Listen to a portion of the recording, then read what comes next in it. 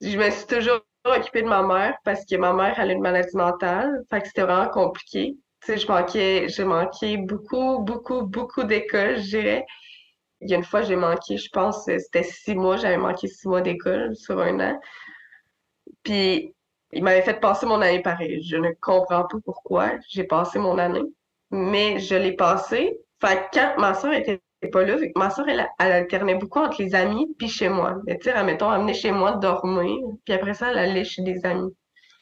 Fait que je la voyais pas souvent, mais on était proches. C'est ça qui est spécial.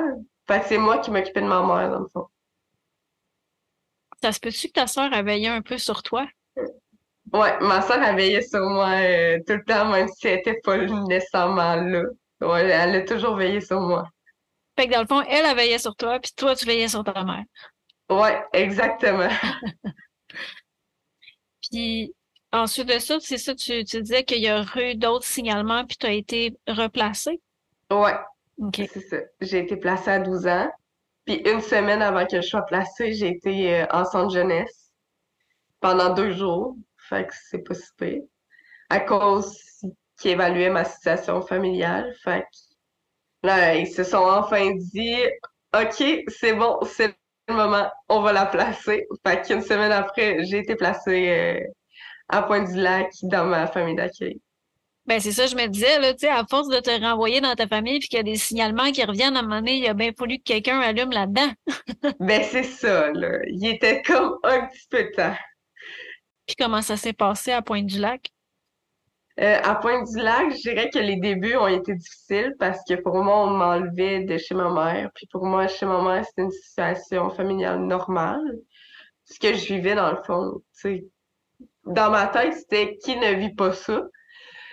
Mais c'est ça. Dans les débuts, c'était compliqué parce que je m'ennuyais de ma mère, premièrement. Tu sais, c'est moi qui m'occupais d'elle, maintenant qui s'occupe d'elle. Fait que j'étais tout le temps remis en question de qui s'occupe de ma mère en ce moment. Elle a besoin de moi. C'est moi qui dois faire ça.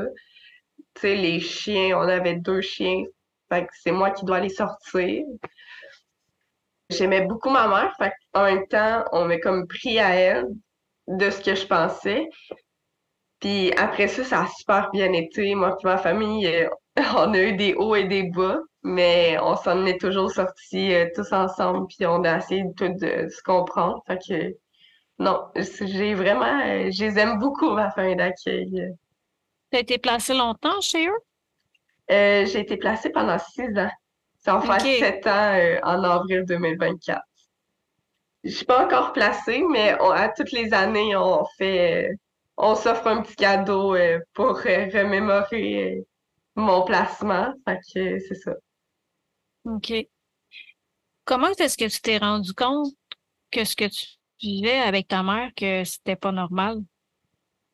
C'est mon père d'accueil qui me l'a fait remarquer. Parce que mon père d'accueil, il a eu pas des problèmes semblables, je dirais, mais il y a eu un ami qui a eu des problèmes comme moi quand il était jeune. Fait qu'il me parlait de son expérience, il m'a fait rencontrer son ami. Fait que j'ai pu discuter, il a fait en sorte que j'échange avec son ami pour que je comprenne vraiment ce qui m'arrivait. Fait que c'est vraiment mon père d'accueil qui a fait en sorte que je comprenne que finalement c'était pas normal ce que je vivais, puis que tu sais j'étais bien où j'étais.